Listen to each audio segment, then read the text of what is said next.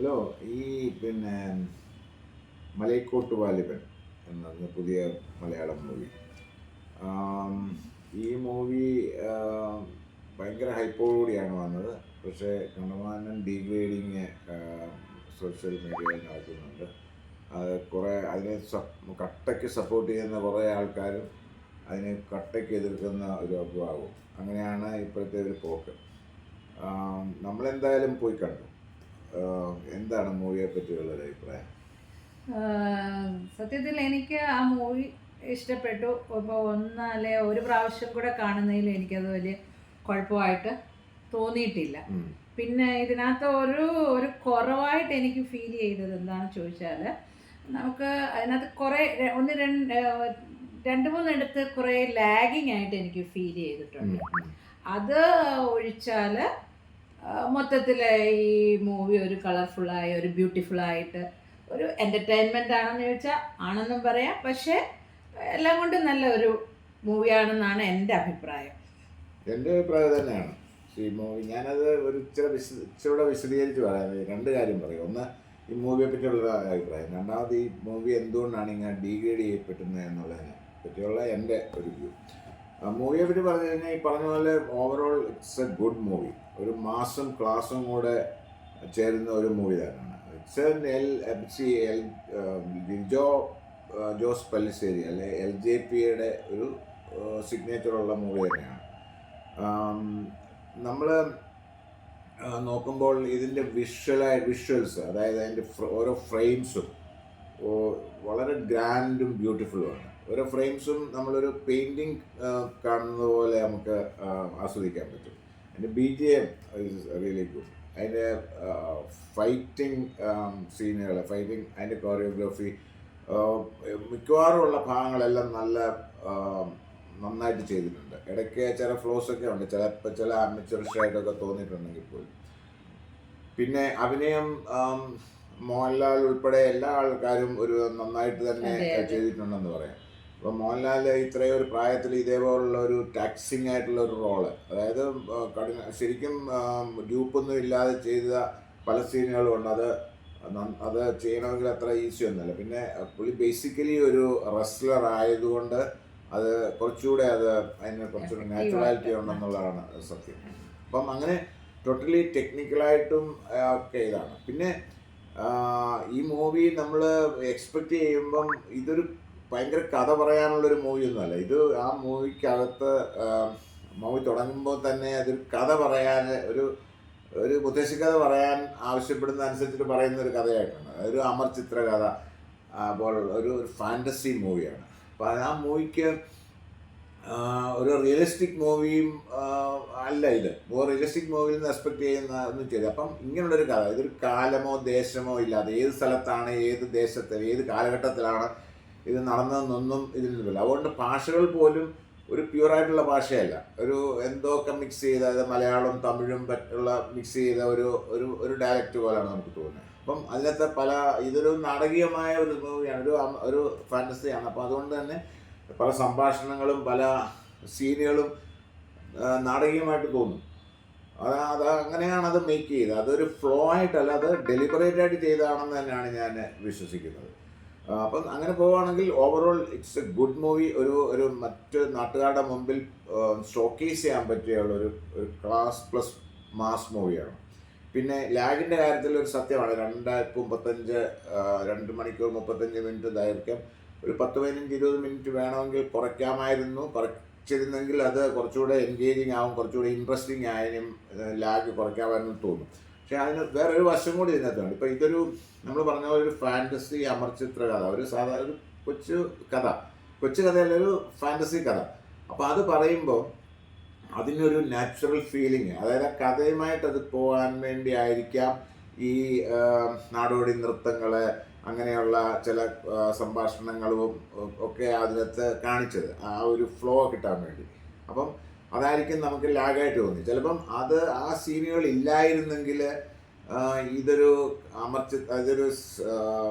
ചിത്രകഥ, എന്താ പറയുക, ഒരു ഫാൻറ്റസി കഥ, ഒരു മുത്തശ്ശി കഥയാണെന്ന് തോന്നാൻ കുറച്ചുകൂടെ പ്രയാസം ആയിരിക്കാം എന്നും തോന്നുന്നു. അപ്പോൾ അത് ചിലപ്പം ലിജോ അറിഞ്ഞതുകൊണ്ട് ചെയ്തതായിരിക്കും അത്. അതറിയാതെ ഒരബദ്ധം പറ്റിയതാണെന്ന് എനിക്കറിയില്ല, എനിക്ക് തോന്നുന്നില്ല. പിന്നെ രണ്ടാമത്തേത് വളരെ ഇമ്പോർട്ടൻ്റ്, ഈ ഡീഗ്രേഡിങ് നടക്കുന്നത്. അപ്പോൾ ഈ ഡീഗ്രേഡിങ്ങിനകത്ത് ഒരു 2-3 വിഭാഗം ആൾക്കാരുണ്ട്.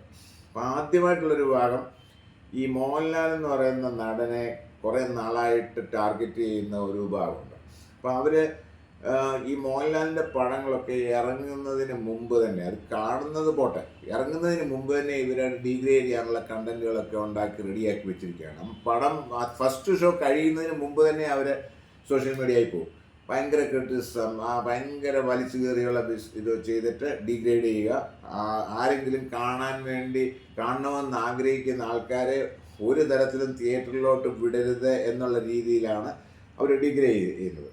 അപ്പം ഈ ഭാഗം വിചാരിക്കുന്നത് ഇവർക്ക് ഇഷ്ടപ്പെട്ട കുറേ നടന്മാർക്ക് സപ്പോർട്ട് ചെയ്യാൻ വേണ്ടിയാണ് ഇവർ ചെയ്യുന്നതെന്നാണ് എനിക്ക് തോന്നുന്നത്. അപ്പം ഇത് നമ്മളിപ്പം മമ്മൂട്ടി മോഹൻലാൽ തമ്മിൽ അവർ 2 സ്പേസിൽ വർക്ക് ചെയ്യുന്നു. അവർ രണ്ടുപേരും നല്ല നടന്മാരാണ്. രണ്ടുപേരെ ഒരേപോലെ ഇഷ്ടപ്പെടുന്ന ഒത്തിരി മലയാളി അല്ലാത്ത പുറത്തുള്ള പ്രേക്ഷകരുണ്ട്. അപ്പോൾ അവർ തമ്മിലൊരു വാറൊന്നുമില്ല. ഈ ഫാൻസാണ് അവർ സപ്പോർട്ട് ചെയ്യുന്നത്. അത് ചിലപ്പോൾ മതപരമായിട്ടും രാഷ്ട്രീയപരമായിട്ടുള്ള കാരണങ്ങൾ കൊണ്ടായിരിക്കും ചെയ്യുന്നത്. പക്ഷേ ഈ ഒരു മൂവിയുടെ കാര്യത്തിൽ വേറൊരു സംഭവം കൂടെ നടന്നു. വേറൊരു രാഷ്ട്രീയ മതപരമായിട്ടുള്ള കാര്യങ്ങളെ ചുറ്റിപ്പറ്റി ഒരു ഭാഗം ആൾക്കാർ മോഹൻലാലിൻ്റെ ഈ മൂവിയെ തകർക്കുമെന്നും പറഞ്ഞുകൊണ്ട് ഒരു സ്റ്റേറ്റ്മെൻറ്റ് ഇറക്കിയിരുന്നു. അവരെ പ്രതിനിധാനം ചെയ്യുന്ന സംഘടനകളൊന്നും ഇങ്ങനൊരു മണ്ടത്തരം പറയുമോ എന്ന് എനിക്ക് തോന്നുന്നില്ല. ബിക്കോസ് മോഹൻലാലിൻ്റെ പടത്തേക്കാൾ ഉപരി ഇത് ലിജോ പെല്ലിശ്ശേരിയുടെ മൂവിയാണ്. അപ്പോൾ അത് പറയുമ്പോൾ ലിജോയെയും അത് പ്രൊഡ്യൂസ് ചെയ്തതിലും മറ്റു പല ആൾക്കാരെയുമാണ് തകർക്കുന്നത്, അല്ലാതെ മോഹൻലാലിനെ മാത്രമല്ല. മോഹൻലാലിന് ഈ പടം പൊട്ടിയാലും വലിയ പ്രശ്നങ്ങളൊന്നും ഉണ്ടാകാൻ പോകുന്നില്ല എന്നുള്ളതാണ് സത്യം. അപ്പം ഞാൻ പറഞ്ഞു വന്നത്, ഈ പറഞ്ഞ ഗ്രൂപ്പുകളിൽ പൊതുവെ വളരെയധികം എതിർക്കുന്ന ഒരു ഗ്രൂപ്പാണ് ആദ്യത്തെ വിഭാഗം ഞാൻ പറഞ്ഞത്, ഈ മോഹൻലാലിനെ ടാർഗറ്റ് ചെയ്യുന്നത്. അപ്പം അവരെ ശരിക്കും പറഞ്ഞു കഴിഞ്ഞാൽ ഈ ഗ്രൂപ്പ് സപ്പോർട്ട് ചെയ്യുമായിരുന്നു ഈ ഒരു കാര്യത്തിൽ എന്ന് വേണം പറയാൻ. അതെന്തൊരു മണ്ടത്തരമാണെന്ന് ആലോചിച്ച് നോക്കി. രണ്ടാമത്തെ വിഭാഗം ഇതാണ്. അവർ ഈ അനുരാഗ് കശ്യപ് പറഞ്ഞതാണ് ഞാൻ പറയുന്നത്. ബീഫും പൊറോട്ടയും കഴിക്കാൻ വേണ്ടി പുതിയ അങ്ങനെയല്ല പറഞ്ഞെങ്കിൽ ഞാനതിനെ ഒന്ന് ഇംപ്രവൈസ് ചെയ്ത് പറയാം. ബീഫും പൊറോട്ടയും കഴിക്കാൻ വേണ്ടി വെജിറ്റേറിയൻ ഹോട്ടലിൽ കയറിയിട്ട് മസാല ദോശ കഴിച്ചിട്ട് കുറ്റം പറയുന്ന രീതിയിലാണ് ഇവർ ചെയ്യുന്നത്. LJP എന്ന് പറയുന്ന സംവിധായകൻ്റെ ആദ്യത്തെ പടമൊന്നുമില്ല. നമ്മൾ കുറേ നാളായിട്ട് അയാളുടെ പല പടങ്ങളും കണ്ടിട്ടുണ്ട്, വ്യത്യസ്തമായ പടങ്ങൾ. അതിനെ സപ്പോർട്ട് ചെയ്യുക, അതൊന്നും എല്ലാ രീതിയിലും ചർച്ച ചെയ്യപ്പെട്ടുള്ള പടങ്ങളാണ്. അയാളിൽ നിന്നും ഒരു ബാഹുബലിയോ RRR KGF പോലുള്ള തട്ടുകളിപ്പൻ മാസ് മൂവിയാണ് പ്രതീക്ഷിച്ചെങ്കിൽ ഇത് അങ്ങനെ പ്രതീക്ഷിച്ച ആൾക്കാരുടെ ആണ് എനിക്ക് സത്യം പറഞ്ഞു കഴിഞ്ഞാൽ പറയാനുള്ളത്. അവർക്ക് വിവരവും ബോധമില്ലെന്നുള്ളത് തന്നെ പച്ചയ്ക്ക് പറയേണ്ടി വരും. അപ്പം അങ്ങനെ ഒരു മൂവി അല്ല ഒരിക്കും. ഇതൊരു ക്ലാസ്സും മാസും എന്നൊരു മൂവി ആയിരിക്കും എന്ന് പ്രതീക്ഷിച്ചുകൊണ്ട് തന്നെ പോകണമായിരുന്നു. അപ്പോൾ അതാണ് ഇതിനകത്ത് അങ്ങനെയുള്ള അവർ ജെന്യൂനായിട്ട് പോയിട്ടുള്ളവരാണ്. അവർ മോഹൻലാലിൻ്റെ മീശ പിരിക്കുന്നതോ അല്ലെങ്കിൽ പിന്നെ ലാർജർ ദാൻ ലൈഫ് ക്യാരക്ടറുള്ള മൂവിയൊക്കെ കാണാൻ വേണ്ടി പോയതായിരിക്കും. അത് കിട്ടാതിരുന്നപ്പോൾ ഉള്ള ഫ്രസ്ട്രേഷനിലാണോ ഇത് പറയുന്നത് എന്നും നമുക്ക് തോന്നാം. മൂന്നാമത്തെ വിഭാഗം എന്ന് പറഞ്ഞാൽ സിനിമ എന്ന് പറയുന്ന മാധ്യമത്തെപ്പറ്റി അല്ലെങ്കിൽ കലയെപ്പറ്റി യാതൊരു വിധമായ ബോധമില്ലാത്ത ആൾക്കാരാണ്. ഈ സിനിമ എന്ന് പറയുന്നത് ഒരു കഥ പറയാനുള്ള ഒരു ഉപാധിയൊന്നുമല്ല. കഥ കേൾക്കണമെന്നുണ്ടെങ്കിൽ നമുക്ക് പിന്നെ നോവൽ വായിച്ചാലോ കഥ വായിച്ചാലോ അല്ലെങ്കിൽ ഇതിൻ്റെ തിരക്കഥ എടുത്ത് വായിച്ചാലോ മതിയല്ലോ. ഇപ്പം തന്നെ നമ്മൾ ഇത്രയോ നല്ല നോവലുകൾ സിനിമ ആക്കിയിട്ടുണ്ട്. നോവൽ വായിച്ചിട്ടുള്ള ആൾക്കാർ തന്നെയാണ് ഈ സിനിമകളും കാണുന്നത്. അത് രണ്ടും മീഡിയ ആണ്.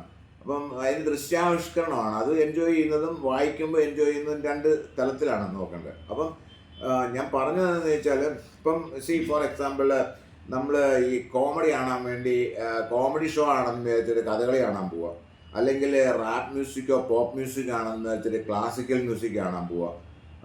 ഇങ്ങനെയൊക്കെ ചെയ്തിട്ട് പിന്നെ അയ്യോ അത് കഥകളി മോശമാണ് അല്ലെങ്കിൽ ക്ലാസിക്കൽ മ്യൂസിക് മോശമാണെന്ന് പറയുന്നതിന് തുല്യമാണ് ഇങ്ങനെയുള്ള മൂവികൾ വേറെ എന്തെങ്കിലും പ്രതീക്ഷിച്ചുകൊണ്ടെന്ന്. അപ്പം ഞാൻ പറഞ്ഞതെന്ന് വെച്ചാൽ ഇതൊരു വിഷ്വൽ ആർട്ടാണ്. ഇപ്പം വേറൊരു ഉദാഹരണം കൂടെ പറയാം. ഇപ്പം രാജാരാമവർമ്മയുടെ പിന്നെ പെയിൻറ്റിങ്ങുകൾ ഇഷ്ടപ്പെടുന്ന ആൾക്കാരുണ്ട്, പിക്കാസോടെ ഇഷ്ടപ്പെടുന്നവരുണ്ട്. രണ്ടുപേരുടെ ഇഷ്ടപ്പെടുന്നവരുണ്ടാവും. പക്ഷേ പിക്കാസോയുടെ ചിത്രങ്ങൾ ഇഷ്ടപ്പെടുന്ന ആൾക്കാർ, പിന്നെ രവിമാരുടെ പിന്നെ പെയിൻറ്റിങ്ങുകൾ ഇഷ്ടപ്പെടാതിരിക്കാം. അതുകൊണ്ട് രണ്ടുപേരും മോശമാണെന്നല്ല, രണ്ടിനും രണ്ട് സ്പേസ് ആണത്. ആക്ച്വലി രണ്ടിനും രണ്ട് രീതിയാണ്. അപ്പം നമ്മൾ വിചാരിക്കുന്നത് പറഞ്ഞാൽ വേറൊരു കാര്യം കൂടെ ആലോചിക്കുന്നത് വെച്ചാൽ, ഈ മൂവി എന്ന് പറയുന്ന മാധ്യമം അല്ലെ ഏത് കലാരൂപമായാലും, ചില ക്ലാസിക്കൽ കലാരൂപങ്ങൾ ഒഴിച്ചുള്ള എല്ലാ കലാരൂപങ്ങളും കാലാകാലങ്ങളിൽ മാറിയിട്ടുണ്ട്. അതിൻ്റെ ഫോർമുലകൾ മാറി. പണ്ട് 6 പാട്ടുകളും കുറേ ഫൈറ്റുകളും ഇടയ്ക്ക് കുറേ തമാശകളും ഒക്കെ ആയിട്ടായിരുന്നു മൂവികളുടെ ഫോർമുല. അത് മാറി. അതങ്ങനെ ഓരോ കാലഘട്ടത്തിൽ മാറിക്കൊണ്ടിരിക്കും. ചിലർ എക്സ്പെരിമെൻ്റ് ചെയ്തുകൊണ്ടിരിക്കും, ചിലർ പുതിയ മാർഗ്ഗങ്ങൾ കാണിച്ചു. അത് ലോകം മുഴുവനുള്ള നല്ല സംവിധായകർ ചെയ്യുന്നതാണ്. അപ്പം നമ്മൾ പ്രതീക്ഷിക്കുന്ന ആ ഒരു ഫോർമുലയിൽ വേണം ഈ ചിത്രങ്ങൾ ഉണ്ടാക്കണമെന്ന് ശടിക്കരുത്. നിങ്ങൾക്ക് വേണമെങ്കിൽ ചിത്രം കാണാതിരിക്കാം. LJP എന്ന് പറയുന്ന സംവിധായകൻ്റെ മൂവികൾ ഇങ്ങനെയാണ്, അതുകൊണ്ട് അയാളുടെ മൂവികൾ കാണാതിരിക്കാം. അല്ലെ മോഹൻലാലിൻ്റെ മൂവികൾ കാണാതിരിക്കാം. അതിലെ കണ്ടിട്ട് വിമർശിക്കാം, മോശമാണെന്ന് പറയാം. പക്ഷേ നിങ്ങൾ ഈ വൈരാഗ്യത്തോടുകൂടി ഇതിനെ അറ്റാക്ക് ചെയ്യുക എന്നുള്ളതാണ് ഒരു ഹിഡൻ അജണ്ട പോലെ തോന്നുന്നത്. അതായത് അനാവശ്യമായിട്ടുള്ള കാര്യമാണ്. അപ്പം മൂവിയായിട്ട് കാണാനും ഒരു മാധ്യമത്തെ, ഒരു കലാരൂപത്തെ എങ്ങനെയാണ് വിലയിരുത്തേണ്ടതെന്നും ഇത് ചെയ്യണം. അത് ഒരു കലാകാരനെ പിന്നെ അതിന് സ്വാതന്ത്ര്യമുണ്ട്, അതിന് പുതിയ മാർഗങ്ങൾ, പുതിയ എക്സ്പെരിമെൻറ്റുകളൊക്കെ ചെയ്യാൻ. അത് ഇഷ്ടപ്പെടുന്ന ആൾക്കാർ കാണട്ടെ, ഇഷ്ടപ്പെടാത്ത ആളത് കാണാതിരിക്കട്ടെ. അല്ലെ കാണാൻ പിന്നെ ആരും നിർബന്ധിക്കുന്നില്ലല്ലോ എന്ന് പറയുന്ന പോലെയാണ്. അതാണ് ചോട്ടത്തിൽ ഈ മൂവിയെ പറ്റിയുള്ള എൻ്റെ അഭിപ്രായം. ഇതിൻ്റെ ഇടയ്ക്ക് ഞാൻ ഒരു കാര്യം പറയാനുള്ളത്, എനിക്ക് ഈ മൂവി കണ്ടപ്പോൾ, അതായത് ആ മോഹൻലാൽ എന്ന കഥാപാത്രത്തിൻ്റെ ആ സ്ട്രെങ്തും കണ്ടപ്പോഴേ എനിക്ക് ബൈബിളിലെ സാംസൺ എന്ന ആ കഥാപാത്രത്തിൻ്റെ ഓർമ്മയാണ് വന്നത്. കാരണം സാംസണ് പിന്നെ ഈ മോഹൻലാൽ ഇവിടെ പോർച്ചുഗീസുകാരെ തുരുത്തി ഓടിക്കാൻ വേണ്ടി ആ ഒരു ഫൈറ്റ് ഉണ്ടായിരുന്നല്ലോ. ആ ഫൈറ്റ് രംഗത്തിൽ മോഹൻലാലിൻ്റെ കണ്ണിൻ്റെ കാഴ്ച നഷ്ടപ്പെടുകയും ആ സ്ട്രെങ്ത് എല്ലാം പോവുകയും അപ്പോൾ പിന്നെ പില്ലറി പിടിച്ച് കെട്ടുകയൊക്കെ ചെയ്ത സമയം സാംസണിൽ ഇതുപോലാണ്. വളരെ സ്ട്രെങ്തായ മനുഷ്യന് ഒരു നിമിഷം അയാളുടെ കാഴ്ച നഷ്ടപ്പെടുകയും പിന്നെ അതുപോലെ സ്ട്രെങ്ത് നഷ്ടപ്പെടുകയും പിന്നെ വീണ്ടും ആ സ്ട്രെങ്ത് ലഭിച്ച് അതേപോലെ തന്നെയാണ് ഈ വാലിബൻ എന്ന കഥാപാത്രത്തിന് സ്ട്രെങ്ത് ലഭിക്കുകയും കണ്ണിൻ്റെ നഷ്ടപ്പെട്ട കാഴ്ച വീണ്ടും ലഭിക്കുകയും അത് അവരെ തുരുത്തി ഓടിക്കുകയും ചെയ്ത ആ ഒരു ഇൻസിഡൻറ്റ് അതുമായിട്ട് എനിക്ക് ഒത്തിരി റിലേറ്റഡ് ആയിട്ട് എനിക്ക് തോന്നി. അതായത് ചുരുക്കി പറഞ്ഞാൽ ഇത്രയേ ഉള്ളൂ. മോഹൻലാൽ എന്ന കഥാപാത്രം പറഞ്ഞില്ലേ, അതായത് കഴിഞ്ഞതെല്ലാം പൊഴി, വരാനിരിക്കുന്നത് നിജം. അതുപോലെ തന്നെയാണ് ഇപ്പം ഞാൻ ഈ പറഞ്ഞതിന് ഒരു എൻ്റെ ഒരു ഇതൂടെ ആഡ് ചെയ്തിട്ട് പറയാം. അതായത് അതാണ് ഈ പിന്നെ ലിജോ അല്ലെ പോലുള്ള നല്ല സംവിധായകരുടെ പിന്നെ സിനിമകളുടെ ഒരു പ്രത്യേകത. അത് നമുക്ക് അവരങ്ങ് എന്തെങ്കിലുമൊക്കെ പറഞ്ഞ് അതിന് വളരെ സ്ട്രേറ്റ് ഫോർവേഡായിട്ട് പറഞ്ഞ് ശുഭം അല്ലെങ്കിൽ എന്ന് പറഞ്ഞ് നിർത്തുമല്ല. അവര് നമുക്ക് ആലോചിക്കുക, നമ്മളുടെ ബുദ്ധിയെ നമ്മളുടെ ചിന്ത, ക്രിയേറ്റിവിറ്റി, നമ്മളുടെ ഭാവന, നമ്മുടെ ബുദ്ധിയെ ഒക്കെ കൂടെ ഉപയോഗിക്കാനുള്ള രീതിയിലാണ് അവർ ആ പടം കൊണ്ട് നിൽക്കുന്നത്. ഇപ്പം ചുരുളി എന്ന് പറയുന്ന മൂവിയിലെ അവസാനം പല ആൾക്കാരും പല രീതിയിൽ ഇൻ്റർപ്രറ്റ് ചെയ്തു. അതാണ് അതിനകത്തെ ഇതെന്ന് പറഞ്ഞത്. അതായത് ഒരാൾ പറയുന്നത് ഇങ്ങനെ സ്വാളോ ചെയ്യുക എന്നുള്ളതിൽ കൂടുതൽ നമ്മളെ കൂടെ എൻഗേജ് ചെയ്യുക, നമ്മളെ കൂടെ അതിനകത്ത് പാർട്ടിസിപ്പേറ്റ് ചെയ്യുക എന്നുള്ളതാണ് അങ്ങനെയുള്ള സംവിധായകരുടെ. അപ്പൊ അതുപോലെയാണ് ഇപ്പൊ ഈ ഒരു ഇന്റർപ്രിട്ടേഷൻ എടുക്കാം, വേറൊരാൾക്ക് വേറെ ഇന്റർപ്രിട്ടേഷൻ എടുക്കാം. അപ്പൊ പല കാര്യങ്ങളും അതിനകത്ത് പല രീതിയിൽ നമുക്ക് ഇന്റർപ്രിറ്റ് ചെയ്യാം. അപ്പൊ ഇതൊരു നാടോടി കഥ പോലെയാണ് ഈ പടം എടുത്തെന്ന് പറഞ്ഞാലും അതിനകത്ത് അന്തർലീനമായ പല ഫിലോസഫികളൊക്കെ ഉണ്ട്. അതായത് വളരെ യൂണിവേഴ്സൽ ആയിട്ടും ടൈംലെസ് ആയിട്ടുള്ള ചില സന്ദേശങ്ങളുണ്ട്. അത് വളരെ പ്രത്യക്ഷമായിട്ടൊന്നും അത് പറഞ്ഞിട്ടില്ല. അത് അന്തർലീനമായിട്ടാണ് പറഞ്ഞിട്ടുള്ളത്. അതായത് നമുക്ക് നോക്കിയാൽ മനസ്സിലാവും. അല്ലാതെ വളരെ എക്സ്പ്ലിസിറ്റ് ആയിട്ട് ഇങ്ങനെയാണെന്ന് പറഞ്ഞൊരു സന്ദേശം പറയുകയൊന്നുമല്ല ചെയ്തത്. അപ്പം നമുക്ക് പല രീതിയിൽ ഇന്റർപ്രറ്റ് ചെയ്യാൻ പറ്റുന്ന ഒരു സംഭവമാണ്. അതാണ് നല്ല സംവിധായകരുടെ ഇതെന്ന് പറയുന്നത്. അല്ലാതെ എല്ലാം നമ്മൾ അത് കൊണ്ടുവന്ന് നമ്മൾക്ക് ഒരു ചോറ് റൊട്ടി വായിത്തന്ന് കഴിച്ചോ എന്ന് പറയുന്ന അതല്ല. അത് അങ്ങനെ ഇഷ്ടപ്പെടുന്നവര് ലിജോയെ പോലുള്ള സംവിധായകരുടെ മൂവികൾ കാണാൻ പാടില്ല. ഈ പറഞ്ഞ പോലെ ഇപ്പം കണ്ടതെല്ലാം പോയി എന്ന് പറഞ്ഞാൽ ഈ ഡീഗ്രേഡിങ് ചെയ്തതെല്ലാം കൂടുതലും പോയി. സിനിമ അപ്പോഴാണ് മനസ്സിലാകുന്നത് നിജം എന്താണെന്നുള്ളത്. ഇതാണ് അതുകൊണ്ട് തീർച്ചയായിട്ടും എല്ലാവരും പോയി കാണാൻ നോക്കണം. Good movie. ഇറ്റ്സ് എ തിയേറ്ററിൽ അതുപോലെ തന്നെ OTT വേണ്ടി വെയിറ്റ് ചെയ്ത് തിയേറ്ററിൽ കണ്ടെങ്കിലേ അത് ശരിക്കും അതിന്റെ BGM അതിന്റെ വിഷ്വൽസും അതിന്റെ ആ ടോട്ടൽ ഒരു എക്സ്പീരിയൻസ് ആണ്. ഇറ്റ്സ് എ തിയേറ്റർ എക്സ്പീരിയൻസ് ആണ്, no doubt about it. Thank U.